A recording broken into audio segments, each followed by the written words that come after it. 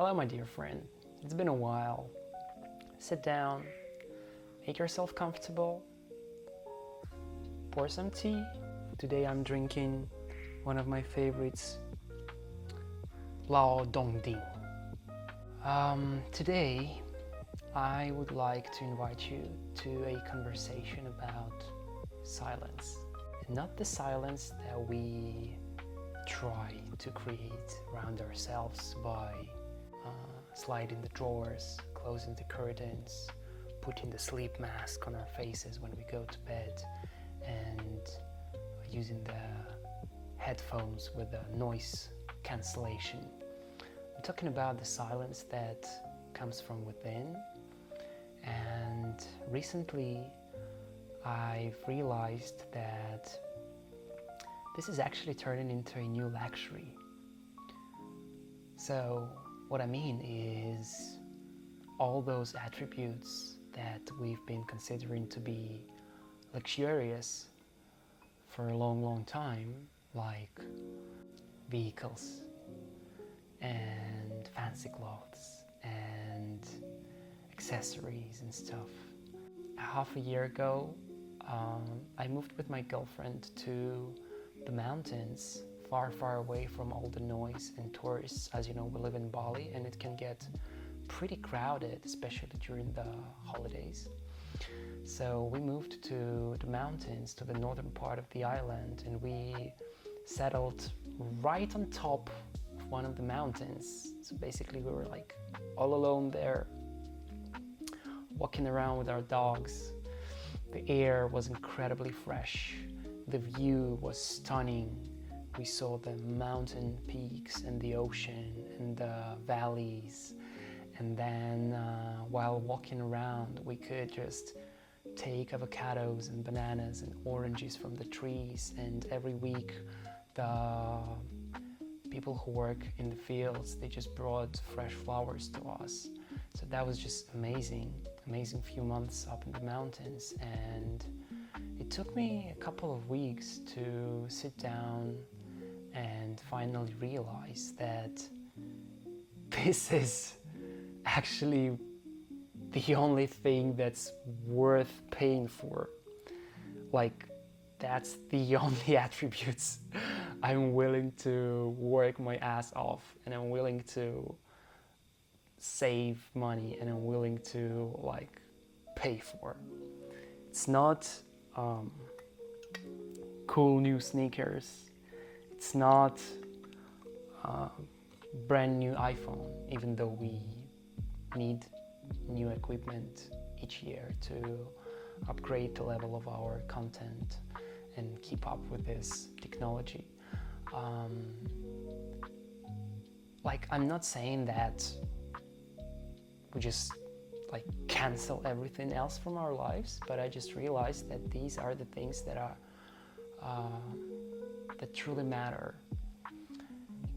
These are the things that truly matter, because once we regain that peace of mind, and once I got used to waking up each morning, jumping from my bed to the chilling swimming pool, because the air was pretty cold out there, up in the mountains, and just walking around in silence, I just realized that that's the true bliss. You see, this world, it's loud. Let's be real, it's pretty loud. Loud opinions, loud politicians, loud music. There is literally a study that shows that music keeps getting louder each year. The music that people release, they just be making it louder and louder and louder, sacrificing the quality. And I guess that's a really cool metaphor to what's just going on in the world in general. Nowadays there are so many opinions and people and faces and facts and teachings and new heroes every day, that it might seem like the only way to be seen or to be heard is to scream louder, to push harder, to jump higher. And while that might be the case, you know that there's never only one way. Remember, whenever you think that there's only one way, there are probably two ways or more. Whenever you think there's only two ways, there are probably three ways or more. So I just started thinking, like, even though a lot of people use this strategy nowadays, it can't be the only one. And then I was thinking, and then I realized that to be truly seen and to be truly heard, we have to see and hear and acknowledge ourselves first. And it might be so that after we do it, we might reconsider the whole hear me, see me, love me thing.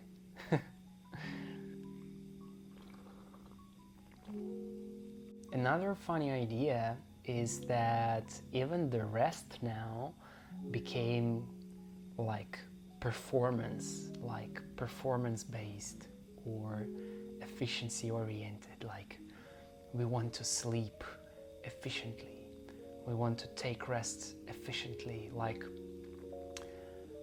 have you ever wondered, like, why do you want so bad to like fill every second of your life with something useful? Like, whenever you walk around, you can't just walk around, you need to listen to some podcast or audiobook. Heck, like the other day I found myself brushing my teeth, and then just like there was an iPad 2 meters away from me, and I was like simultaneously watching some news or whatever, feeding myself with the story that that's something useful, that's some psychologist talking about how my mind works. So we measure our heart rate, we measure our whatever, like glucose rate. That's okay. But is there ever gonna be a moment where everything just like slows down? Maybe most of us would think of life as a journey whenever we're gonna come to like our 60s or 70s, we're gonna naturally slow down, and then we're gonna be pretty like present, and we finally will have all the time of the world on our hands to finally be at peace. I don't feel like doing so. I feel like being at peace here right now. I don't feel like I need to rest in peace to finally rest. Like, have you ever thought of how funny and silly this phrase is? Rest in peace? Like, as opposed to this normal, like, earth life where there is no rest and there's no peace. I guess that's because most of us, they misunderstand the idea of silence. Like, we think that silence is the absence. Like, if it's silent, it's bad. That's why people play music, do small talks, play YouTube on the background, do all those sorts of things just to fill up this void with something, because we are afraid of this void. On the other hand, silence can actually be seen as a source in a way. Like, it's a source where the best idea, the deepest knowledges, and all those like insights and realizations are coming from. Like, if I'm being real, I would say that half of my biggest insights and shifts of my perspectives happened when I was in silence, when I was with the nature, when I was meditating, when I was just like lying down in my bed after I woke up, not rushing, not running, not taking my phone and like scrolling and scrolling. And of course another half came from listening to smart people, having conversations and actually doing something and learning from my experience and mistakes. But I guess it's kind of terrifying how we voluntarily want to cut this half and we expect this other half to fulfill us. Imagine, why would you turn everything off in your home and just sit there? Probably something bad has happened. Something so bad that you can't process anything. You can't, like, you don't want to see the outer world. You don't want to communicate with it. Well, what if you just sit there if something good happens? And what if you sit there for something good to happen? Like, what if it's an essential ingredient for all the great things in your life to come to you? And maybe not just even come to you, but it's an ingredient for you to see it and to notice it. Like, have you ever noticed how much you have? Or you're constantly busy with tasks and errands and mails and bills and stuff? We all have bills. We all have food that we have to put on the table. We all have needs and wants and desires. And that's common for us all. But what's also common for us all is this void that we came from and that we eventually gonna get back to. So, what your life really is it like a spark of some wild energy just like coming here, materializing in this body, and then just like running around the whole place? Or is it more than that? So to me, silence is the key to remember that you're something bigger than just this mind and body wandering around, fulfilling your day-to-day needs and agendas and playing your roles and taking on new responsibilities. And I'm really glad that I see this trend taking turn. Like, I see more and more people talking about how cool it is to slow down, slow type of living, slow conversations, slow tempo music. Like, I know that it's just a group of people, that it's not like everyone, but I'm just happy to see that there are some of us who are getting tired of this consumerism and capitalism and this hustle culture, because they're turning us into hell, like slaves, toys, puppets, and we are much more than that. So, of course, you don't have to move to mountains to reconnect with this silence. Of course, you don't have to go to monastery and become a monk and then surf there and pray daily, or go to silent retreat Vipassana and be silent for 10 days, which I'm going to do this June, by the way, and I'm gonna record the whole vlog about that, so stay tuned. You don't have to do none of that, but what you really have to do is you have to ask yourself first, what is it that's hiding in the silence that I'm so afraid of, that I'm constantly filling my life with something else?